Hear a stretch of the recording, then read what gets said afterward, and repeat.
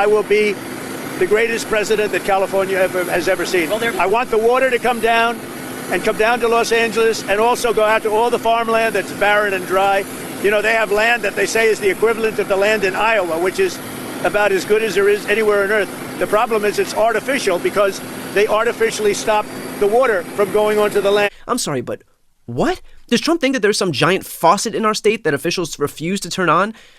I don't know who needs to hear this, but this is a non-existent thing, a fairy tale that Trump said one time and has either convinced himself is true or he knows it's a lie, but for some bizarre reason keeps repeating it because he thinks it sounds damning to the Democrats in charge of California.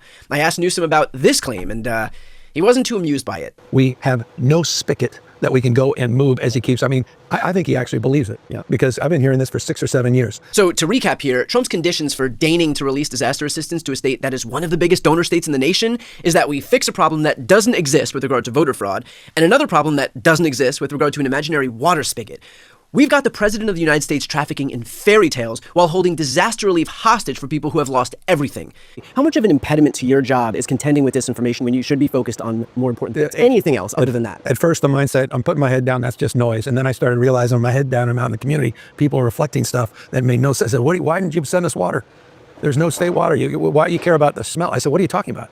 And I started to realize this misinformation is impacting people's lives, is actually impacting their ability to trust and reason. And so we started to push back. And yeah, we've had to spend a lot of time putting a fact site up that every couple minutes we're just having to update. I mean, people, there are people that have millions and millions of views that talk about the fact that somehow this was an intentional fire in order to get rid of tunnels because Donald Trump was going to prosecute everybody out here for pedophile rings. And it got millions of views. And there are actually people out there, reasonable people, God bless them, that are misinformed and start to believe this crap.